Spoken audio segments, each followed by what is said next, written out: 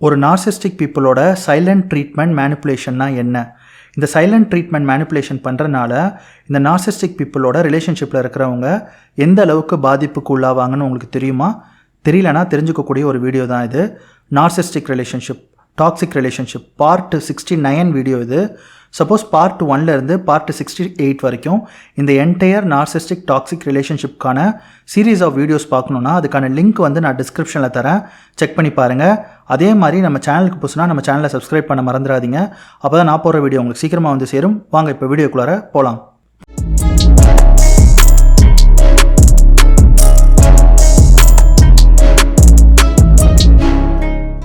முதல்ல இந்த silent treatment மேனிப்புலேஷன்னா என்ன அப்படின்னு பார்த்தீங்கன்னா, ஒருத்தர் வேணும்னே கம்யூனிகேட் பண்ணாமல், இக்னோர் பண்ணி, ரிப்ளை கொடுக்காம உங்கள் எமோஷன்ஸை அஃபெக்ட் பண்ண யூஸ் பண்ணுற ஒரு பிஹேவியர் தான் இந்த சைலண்ட் ட்ரீட்மெண்ட் மேனிப்புலேஷன். இது பார்த்தீங்கன்னா ஒரு கைண்ட் ஆஃப் எமோஷ்னல் அப்யூஸ்ன்னு சொல்லுவாங்க. இந்த பேட்டர்ன் ரிப்பீட்டடாக நடந்தால் உங்கள் கூட இருக்கிறவங்க நார்சிஸ்டிக் பர்சனாலிட்டி டிஸார்டரால் பாதிக்கப்பட்ட ஒரு நார்சிஸ்டாக இருக்கலாம் அப்படின்றது தான். யூஸ்வலாக பார்த்தீங்கன்னா நான் நிறைய வீடியோஸில் சொல்லியிருக்கேன், இந்த மேனிப்புலேஷன்லாம் எல்லாரும் சில பேர் சில டைமில் தெரியாமல் பண்ணலாம், தெரிஞ்சே பண்ணாமல் தெரியாமல் பண்ணலாம். அதாவது இந்த சைலண்ட் ட்ரீட்மெண்ட்லாம் இப்போ நீங்கள் யார் கூட சண்டை போட்டிங்கன்னா கொஞ்ச நேரம் அவங்க கூட பேசாமல் அவங்க இருக்கலாம், உடனே அவங்க நார்சிஸ்ட் அப்படின்னு கிடையாது. இந்த டாக்ஸிக் பிஹேவியர்லாம் ரிப்பீட்டடாக கண்டினியூஸாக அது மட்டுமே அந்த ரிலேஷன்ஷிப்பில் இருந்துக்கிட்டே இருக்கும்போது தான் உங்கள் கூட இருக்கிறவங்க ஒரு டாக்ஸிக் பர்சனாக இல்லை ஒரு நார்சிஸ்டிக் பர்சனாக இருக்கிறதுக்கான சான்சஸ் இருக்குது அப்படின்றது தான். எப்போமாவது ஒரு தடவை இந்த மாதிரி பிரச்சனையோ சண்டையோ வருது, ரிப்பீட்டடாக அதே பேட்டர்னில் இல்லை அப்படின்னா அவங்க ஒரு ஹெல்த்தியான ஹியூமன் தான். ஏன்னா ஒரு ஹெல்த்தியான ஹியூமன் கூட அப்பப்போ இந்த மாதிரியான சில ட்ரெய்ட்ஸை வெளிப்படுத்துவாங்க. அதனால் அவங்க நார்சிஸ்ட் அப்படின்றது கிடையாது. ஸோ இந்த சைலண்ட் ட்ரீட்மெண்ட் பொறுத்த வரைக்கும் கண்டினியூஸாக ஒரே மாதிரி ஒரே பேட்டர்னில் இவங்க இப்படி தான் பண்ணுவாங்க அப்படின்றது அந்த கூட இருக்கக்கூடிய அவங்களுக்கே க்ளீனாக புரியும். ஸோ அந்த மாதிரி ஒரு பேட்டர்னில் ரிப்பீட்டடாக உங்களை ஹர்ட் பண்ணுறதுக்காக, பனிஷ் பண்ணுறதுக்காக, நீங்கள் உண்மையிலே வருத்தப்பட்டு அழணும் அப்படின்றதுக்காக ஒருத்தங்க கண்டினியூஸாக இந்த டாக்ஸிக் பிஹேவியரை எக்ஸிபிட் பண்ணிக்கிட்டே இருக்காங்க அப்படின்னா அவங்க நார்சிஸ்டாக இருக்கலாம் அப்படின்றது தான். யூஸ்வலாக நார்சிஸ்டிக் பர்சனாலிட்டி டிஸார்டரால் பாதிக்கப்பட்ட இந்த நார்சிஸ்ட் இந்த சைலண்ட் ட்ரீட்மெண்ட் மேனிப்புலேஷனை எதுக்கு பண்ணுறாங்க அப்படின்னு பார்த்தீங்கன்னா, உங்களை பனிஷ் பண்ணுறதுக்கு, இல்லைனா உங்களை கண்ட்ரோல் பண்ணுறதுக்கு, இல்லை அப்படின்னா நீங்கள் கில்ட்டாக ஃபீல் பண்ணி செய்யாத தப்புக்கு அவங்க காலில் விழுந்து மன்னிப்பு கேட்கணும் அப்படின்றதுக்கு.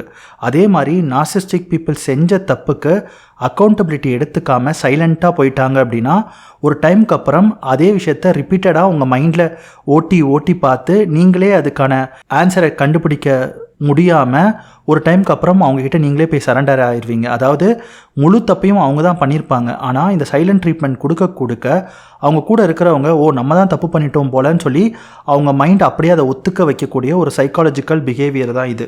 இது கான்ஷியஸாக ஒரு நார்சிஸ்ட் பண்ணுறாங்களா அப்படின்னு கேட்டிங்கன்னா இல்லை, அவங்களுடைய பிஹேவியரே இதுதான். இதனால தான் நம்ம இதை பர்சனாலிட்டி டிஸார்டர்னு சொல்கிறோம்.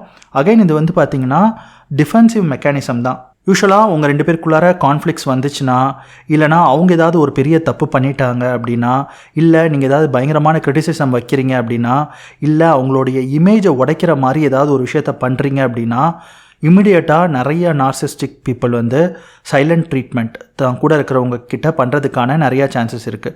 இந்த சைலண்ட் ட்ரீட்மெண்ட் முழுக்க உங்கள் கிட்ட பேசாமல் கம்யூனிகேஷனை அப்ரப்டாக அப்படியே கட் பண்ணிடுறது. ஒரே வீட்டுக்குள்ளார இருந்தீங்கன்னா கூட பேசவே மாட்டாங்க, தனியாக சமைச்சிப்பாங்க, தனியாக எல்லாமே பண்ணிப்பாங்க, ஆனால் உங்ககிட்ட எதுவுமே பேச மாட்டாங்க. சப்போஸ் நீங்கள் சாவ போகிற நிலமையில் உயிருக்கு துடிச்சா கூட உங்களை பற்றி கண்டுக்காமல் அவங்க பாட்டுக்கு அந்த ரூம்லேயே அந்த வேலையை பண்ணிக்கிட்டே இருக்கக்கூடிய ஒரு கொடூரமான ஒரு சைலண்ட் ட்ரீட்மெண்ட் தான் உங்ககிட்ட கொடுப்பாங்க.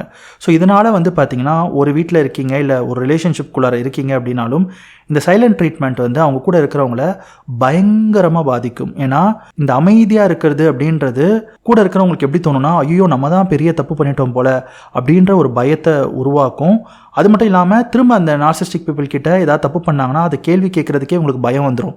ஸோ இதனால தான் நார்சிஸ்டிக் பீப்புள் அந்த கண்ட்ரோல் எடுத்துக்கிறதுக்காக தான் பண்ணுறாங்க. அதாவது அவங்க ஒரு மிகப்பெரிய தப்பு பண்ணால் கூட நீங்கள் கேள்வி கேட்கவே கூடாது. நீங்கள் கேள்வி கேட்டிங்கன்னா அவங்க சைலண்ட் ட்ரீட்மெண்ட் கொடுத்துருவாங்க. சைலண்ட் ட்ரீட்மெண்ட்னா ஒரு மாதம் அவங்க கூட பேசவே மாட்டாங்க, இல்லைனா அப்ரப்டாக கோஸ்ட் பண்ணிடுவாங்க. அந்த வீட்டை விட்டு கூட வெளியே போயிட்டு ஒரு மாதம் அவங்க எங்கே இருக்காங்கன்னு கூட உங்களால் கண்டுபிடிக்க முடியாத ஒரு இடத்துக்கு போயிடுவாங்க. இல்லை ரிலேஷன்ஷிப்பில் இருக்கீங்க அப்படின்னா டக்குன்னு பிளாக் பண்ணிவிடுவாங்க, எல்லா சோஷியல் மீடியாவிலேருந்தும் பிளாக் பண்ணிவிட்டு காணாமல் போயிடுவாங்க. ஒரு மாதம் வரவே மாட்டாங்க. அதுக்கப்புறம் நீங்கள் அழுது பயங்கரமாக அழுது மெயில் பண்ணி இல்லைனா மெசேஜ் பண்ணி ஐயோ நான் பண்ணதான் தப்பு, நீ தப்பே பண்ணல அப்படின்னு சொல்லி அவங்க பண்ண தப்புக்கெல்லாம் நீங்கள் அக்கௌண்டபிலிட்டி எடுத்து காலில் விழும்போது அவங்களோட ஈகோ வந்து பயங்கரமாக பூஸ்ட் ஆகும். ஐயோ நம்ம சப்ளை நம்ம இல்லாமல் கெஞ்சுறாங்க கதறாங்க அப்படின்னு சொல்லி அவங்களுக்கு வந்து பயங்கரமான ஒரு கண்ட்ரோல் கிடைக்கிறத விட அவங்களோட ஈகோ வந்து மல்டிபிள் டைம் பூஸ்ட் ஆகும். ஸோ இதனால தான் யூஸ்வலாக வந்து நார்சிஸ்டிக் பீப்புள் வந்து இந்த கண்டினியூஸாக இந்த பேட்டர்னில் அவங்க கூட இருக்கிறவங்கள தண்டிக்கிறதுக்காக அந்த கண்ட்ரோல் எடுத்துக்கிறதுக்காக இந்த சைலண்ட் ட்ரீட்மெண்ட் செஞ்சுக்கிட்டே இருப்பாங்க. எல்லா நார்சிஸ்டிக் ரிலேஷன்ஷிப்லையும் இந்த சைலண்ட் ட்ரீட்மெண்ட்டை அவங்க கூட இருக்கிறவங்க பார்ட்னர் வந்து பயங்கரமாக ஃபேஸ் பண்ணுவாங்க. முக்கியமாக கோவர்ட் நார்சிஸ்ட், இதை பற்றி நான் நிறைய வீடியோஸில் சொல்லியிருக்கேன். அதாவது இன்ட்ரோவர்ட்டடான ஒரு நார்சிஸ்ட், இவங்க தான் வந்து இந்த சைலண்ட் ட்ரீட்மெண்ட் மேனிப்புலேஷனை ரொம்ப அதிகமாக யூஸ் பண்ணுவாங்க. ஏன்னா பேசிக்காக இவங்க பேசவே மாட்டாங்க, ரொம்ப கம்மியாக தான் பேசுவாங்க. அதனால் இந்த சைலண்ட் ட்ரீட்மெண்ட் மேனிப்புலேஷன் இவங்களுக்கு யூஸ் பண்ணுறது ரொம்ப ரொம்ப ஈஸி. யூஸ்வலாக வந்து விக்டிம்ஸ்க்கு என்னென்ன மாதிரியான பாதிப்புலாம் வரும் நான் நிறையா சொன்னேன். பட் இன்னும் ஆடடாக சொல்லணும் அப்படின்னா, நான் என்ன தப்பு பண்ணேன் அப்படின்னு சொல்லி அவங்களே திரும்ப அந்த சுச்சுவேஷனை அவங்க மைண்டில் வந்து ரிப்பீட்டடாக யோசித்து செல்ஃப் டவுட் பண்ண ஆரம்பிப்பாங்க. பயங்கர ஆங்ஷியஸ் வந்து இன்க்ரீஸ் ஆகும், ஓவர் திங்கிங் அதிகமாக வரும், செல்ஃப் எஸ்டீம் கொஞ்சமாக குறையும். அதுக்கப்புறம் வந்து பார்த்திங்கன்னா கான்ஸ்டண்ட்டாக அப்ரூவல் தேட ஆரம்பிப்பாங்க. ஏன்னா கூட இருக்கிறவங்க வந்து பேசாமல் இந்த சைலண்ட் ட்ரீட்மெண்ட் கொடுக்குறனால தான் பண்ணுறது எல்லாமே தப்புன்னு சொல்லி ஈவன் அவங்க பண்ணக்கூடிய அந்த ஜாபில் கூட அவங்களுக்கு வந்து அந்த டவுட் வந்துக்கிட்டே இருக்கும். லாங் டேர்மில் வந்து இதை அடிக்கடி பண்ண அவங்களுக்கு வந்து depression, stress, health issues, trust issues எல்லாமே டெவலப் ஆகும். அந்த ரியாலிட்டியிலேருந்தே அவங்க தள்ளி போகிற மாதிரி ஐசோலேட் பண்ண ஆரம்பிப்பாங்க. முக்கியமாக நான் முன்னாடி சொன்ன மாதிரி தான் பயங்கரமான ஒரு பயம் வரும். நார்சிஸ்டிக் பீப்புள் கிட்ட பேசுகிறதுக்கே பயம் வரும். நம்ம ஏதாவது சொன்னால் இவங்க சைலண்ட் ட்ரீட்மெண்ட் பண்ணிவிடுவாங்களோ. அதாவது இப்போ நீங்கள் ரிலேஷன்ஷிப்பில் இருக்கீங்க, 2 பேரும் வாட்ஸ்அப்லையோ இல்லைனா எதுலையோ சேட் பண்ணிட்டு இருக்கீங்கன்னு வச்சுக்கோங்களேன். அவங்கள ஏதாவது ஒரு விதத்தில் நீங்கள் கிரிட்டிசைஸ் பண்ணீங்க அப்படின்னா உடனே பிளாக் பண்ணி வேனிஷ் ஆகிடுவாங்களோ அப்படின்ற பயம் இருக்கும். அதனால் கிரிட்டிசைஸ் பண்ண மாட்டீங்க, ஃபீட்பேக் கொடுக்க மாட்டீங்க, அவங்க பண்ண தப்பை சுட்டி காட்ட மாட்டீங்க, எல்லாத்துக்கும் ஆமாஞ்சாமி அப்படின்னு சொல்கிற மாதிரி உங்களை முழு கண்ட்ரோல்லாம் அவங்க எடுத்துருவாங்க. அதனால் அவங்க என்ன கேட்டாலும் அதுக்கு நீங்கள் பாசிட்டிவாக மட்டும்தான் ரிப்ளை பண்ணும். உங்களோட எமோஷன்ஸை நீங்கள் வெளியே சொல்லவே முடியாது. நீங்கள் நினச்சி பாருங்களேன், ஒரு ரிலேஷன்ஷிப்பில் எமோஷன் சொல்ல முடியாத ஒரு விதம் இருக்கும்போது அதில் எந்த அளவுக்கு அந்த விக்டிம் பாதிப்புக்குள்ளாவாங்க. பயங்கர டிப்ரெஷன், கான்ஸ்டண்ட்டாக ப்ரெஷர் வந்து செக் பண்ணிங்கன்னா நார்சிஸ்டிக் பீப்புள் கூட இருக்கும்போது எப்போவுமே வந்து ஹையாக தான் இருக்கும், 150க்கு மேலே இருக்கிற மாதிரி இருக்கும். இதுதான் லேட்டர் ஆஃப் தயர் லைஃப்பில் வந்து பயங்கரமாக ஹெல்த் இஷ்யூஸ் வரதுக்கான நிறைய சான்சஸ் இருக்குது.